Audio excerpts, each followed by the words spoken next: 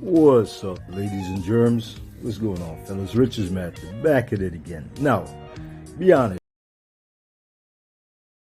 whether you've been to DR or not, if you're chatting online even, how many times have you heard the baby needs milk? Be honest. Be honest with me. How many times you heard that? Baby need milk, grandma fell, daddy's in the hospital, cousin's in the hospital. We could be real with each other, man. Mom looking good. Yeah, listen, I'm grown enough to admit that mom wasn't looking too bad, right? Damn. Anyhow, yeah, she wasn't, crazy with it, nothing like that, but she had a little classiness about her. So I give her some props. Listen, you guys know I don't mess with the baby mamas. She better only be my baby mama, right? If you think that's the story where I'm going to go today, nah, you're wrong. But it kind of ties in that whole baby need milk and everything else into what we're about to talk a little bit about today. And I got a good story time for you guys. No, it just happened to be coincidentally when I was leaving Puerto Plata, right? It just happened to be at the same time a lot of people, man, were leaving at the same time. Now, small amounts of them had different reasons, right?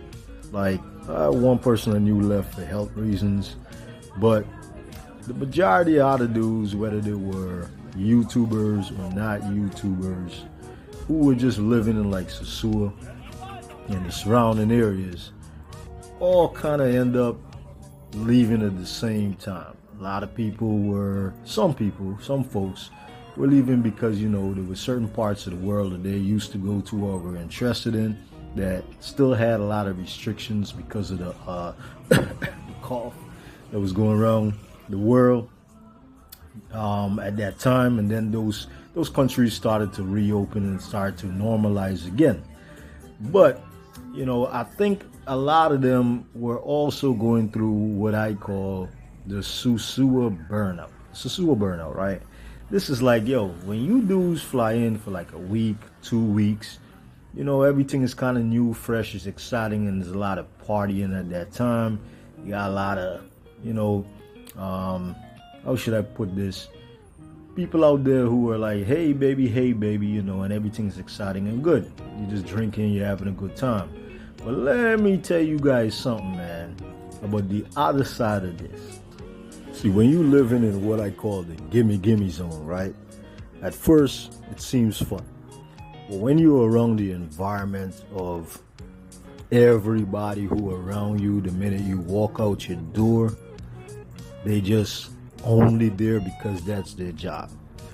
It could get overwhelming, right? So let's say you decide you're gonna get a place 3 months or even a year, right? If you're lucky enough, you use my ebook, you figured out how to work online, or you're teaching English, or you're renting someplace in your country as an Airbnb, but then using the conversion of the income. I got a lot of tips like this, by the way, in my ebooks. But yeah, let's say you figured it out. So now you're not just flying in for the weekend, man. You're flying in for longer period of time, or you're living there, and you're telling yourself, man, all the fineness that I've been seeing in these videos, man, that'll be available to me every day. And it will be. And it'll be exciting at first, man. You're going to enjoy it, right? But there's the other side of this. People you meet at the grocery store. Every time you walk out your house, there's going to be a motor concho guy, the motor taxi, the taxi driver. Everybody around you when you go into a bar. No matter where you go to the beach, there's going to be a whole lot of, hey, give me this. Can I have this? Can you come in here? You want to buy this from me? Can I have some money? There's going to be even the kids who want you to shine your shoes, or the kids going to tell you they're hungry, but at the same time, they're selling fruits and they can eat it. That was funny as hell. They're selling you food, but then they're telling you that they're hungry, right? So then your next move gonna be, you're gonna tell yourself, listen, I gotta look for some place on the outskirts of the same city, most people, or some people gonna stay there and deal with it, they're into it. Or they're gonna say, let me go to another city close by, I could always deal with the same thing. But it's something that comes with that. And I'm going to go into what comes with that also.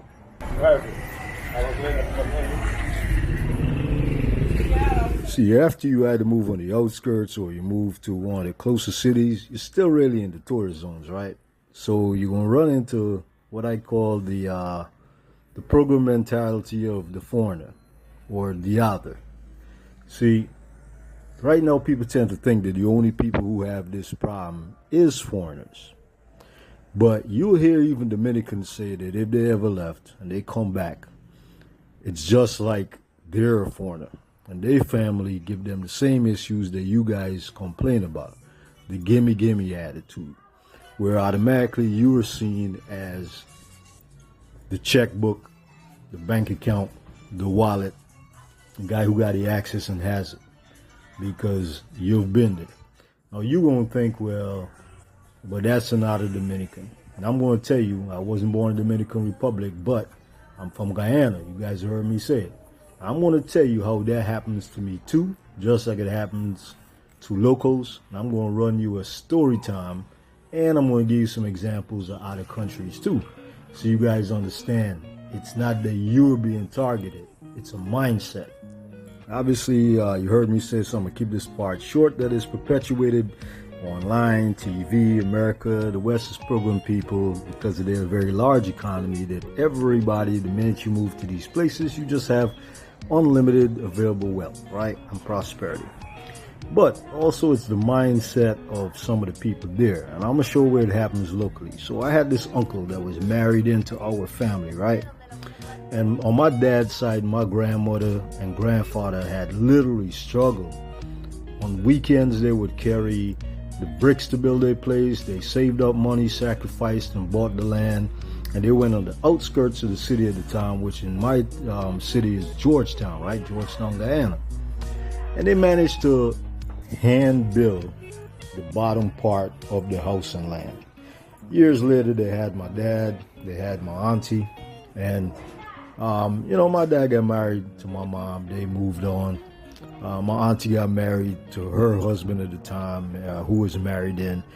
He was in the military in my country, and they moved on and lived in their own place. Then years down the line, because of some issues that I'm not going to mention here, they end up moving back in with my grandmother and grandfather, right? Throughout those years, though, something happened that we didn't find out till my grandmother died at about like 100 years old. Basically, somewhere along that line, he took a loan, being in the military, and helped build the top portion of the house. Somewhere through magic and connection and friends, because of course he was working in the government, somehow things ended up with that property being in his name. He then, when they were older, kicked out my grandmother and grandfather. My mother and my aunt unfortunately had passed by that time, and end up walking away with a house. Didn't buy the land, didn't build the first part. And apparently just because he spent a little bit of money on the top part of the house, although he was living there all his adult life after he moved in when they were youngly married, he decided that he was entitled to that family property. A married in dude. He passed, and that passed on to his other wife after my aunt, right? Gone from our family. Plain and simple. You'll also hear stories of people who, they might be in Jamaica, they might be in Brooklyn, they got family in Jamaica, they were born there. They send down money to build their property up that didn't get done, buy property. Next thing you know, you found out years later it's in their brother or sister's name, but all the time they got a fake document saying it was theirs. You guys will hear these stories, right? So similar things happen even to people who are from these countries, and not just tourist countries and tourist zones. Guyana is not really known for tourism, right? You'll hear people complain about it in certain parts of Africa. Actually, that same married-in uncle and my auntie, they adopted a little cousin. And I remember when I was in my 20s, I was in New York, man. I would get like a phone call from her, hey, how is everything, blah, blah, blah. But all of a sudden now she needs money to supposedly buy the books to go to school, because she wanted to do this and that. Years later, even when she would move to another island, here and there I would hear from her, and she got this idea that here's our life going for her, but if she could only get a little bit of help, she'll be able to open up a restaurant with the family. But I'm only hearing from her here and there throughout the years, and only when she has an issue, right? Only to eventually disappear. Now, of course, one day me and my brother, we were comparing notes, and he gave her, she gave him a different sob story, and he sent money just like I had sent money. And you know, so throughout those years, you learn even with your family members that this kind of, when you are abroad, the need kind of happens, right? And you learn early that if you don't want to get taken, you got to move a certain way. So when you guys come to places in the Caribbean, and you get the pictures of the empty fridge, when you go outside the tourist zone and you run into a girl, I remember this had happened to me. I run into a girl at a jumbo, hit her up, talk to her regular, thinking she's a normal woman. Yeah, she's not there in the party zones doing the whole strip. But then I realized she was trying to game me a little bit, so I just had her admit one day and had her come straight up. And then she said, yeah, listen, I just want some money so I could buy sneakers for myself and clothes and money for the kids. And she was willing to do certain things, right? And I was like, yo, why the hell you just weren't straight up? You had to go rung in a circle, right? And try to pretend these different things with me. But my previous experience in being a person from these countries already told me what it was, and I was right. I just played the game too, the cat and mouse, and then had her admit it and tricked her into it. I had a past story. If you guys go back in my videos, you hear my story time on that. So I ain't gonna repeat the whole story today. But this is the point that I'm trying to make you guys understand, where the gimme well, after a while will get to you. And if you don't know how to move, and if you're not comfortable enough to do what I'm doing right now, as you can see the background, to move to a regular area, not this neighborhood, obviously I'm a little bit in the hood here, but if you don't know how to move, man, that can get to you, and you'll either move to other countries or you'll move out to places like this too. All that attempted trickery and games, like who really want to go through that? Where is the woman? Huh? No sir. All right, fellas, so that was a female. Even my child mother, she was like, yo, y'all men so rude. How could you do that to that girl? I asked because she was tall as hell. So she's telling me that a lot of girls dress like that when they're actually trying to be models, and they go to one of them little agencies to do the whole thing. Either way, she's like, you men are rude, right?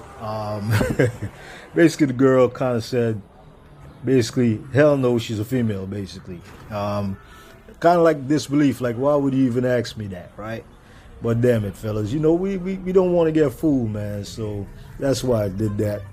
Anyhow, listen, you guys got my point, and these are the reasons why a lot of times, you know, people might leave places and they get the burnout, right? So, anyhow, fellas, I highly recommend Traveler's Cheat Sheet. I did a lot of walking today. It's starting to rain. I got a little bit of shelter underneath here right now. Subscribe, share, comment.